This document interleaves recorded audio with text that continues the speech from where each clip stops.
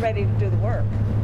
And we've got a lot of work to do. It's not going to be easy. There is a lot to do. Some would say that ours is an ambitious goal, but we do believe with hard work and with the cooperation and collaboration of the members of the United States Congress that we can get it done. The Biden administration is ready to roll out its progressive policy agenda. But step one is rolling back many of President Trump's America First policies. From rejoining the Paris Climate Accords to canceling the Keystone Pipeline project. Will the American worker be put first or last? Joining us live, analyst for Young Americans for Liberty, Kristin Tate. Kristin, as always, great to see you. Here is what Biden is promising. It's a little bit long, so bear with me while I read it. Rescind the travel ban on 13 Muslim-majority countries. Rejoin the Paris Climate Accord. Reunite families separated at the border. Cancel the Keystone XL pipeline contract. Reinstate federal guidance ensuring equal rights for transgender students. Rejoin the Iran nuclear deal. Rejoin the World Health Organization. What jumps off that list as most alarming to you, Kristin?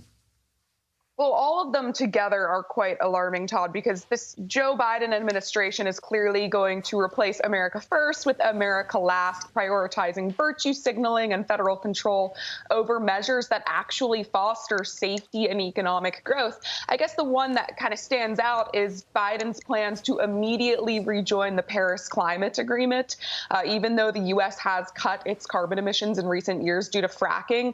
I mean, this might make environmentalists feel good, but it will do very little to actually help the environment, namely because the world's biggest polluters have not changed their behaviors. But if we re-enter that agreement, we're going to have to cut our emissions down below pre-2005 levels, which could be devastating to an American economy that's trying to come out of this recession. I think also in focus will be the attempt to reverse Trump's regulation cuts, right? He promised to get rid of 2 regulations for everyone. Well, that'll end on Inauguration Day. We're about to see a huge growth of the administrative state. And I find it kind of ironic that, the leftists have been talking about democracy and how important it is, yet they've advanced this untethered, unelective administrative state that I think we'll see reach its height of power under the Biden administration. So for Americans sitting at home watching right now, perhaps some wondering, okay, how is this going to impact me overall and on a day-to-day basis? What do you say to that? Well, I mean, taxes could go up. We could see trade deals that really hurt the American worker. And remember, it's not just reversing Trump administration policies that we could see. We could see far more than that because the Democrats now have unified control. So the sky is really the limit in terms of how they could remake American life and institutions, especially if they get rid of the filibuster, which is a possibility. Meantime, the LA Times wondering if the Biden plan is to make America California again.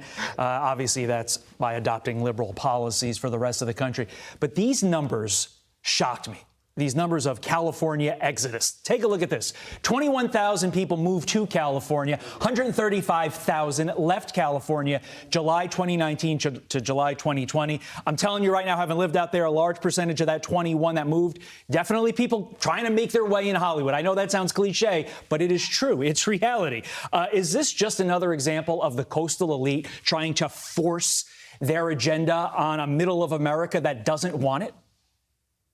Yes, of course. I mean, California is so poorly managed that despite having some of the most beautiful and stunning natural beauty in the country, people and businesses are leaving in record numbers. Last year in 2020, it was the second year in a row that more people actually left the state than came to the state. And poor management has really just led to, failing public school systems, a spike in violent crime, and exorbitant costs of living in many parts of the state. I mean, not to mention the high taxes, some of the highest in the country, instead of fixing these problems or enacting tax reform or putting in place law and order policies, Gavin Newsom and the other leaders in the state, they just want a federal bailout. There's been no effort to actually fix the fundamental underlying problems.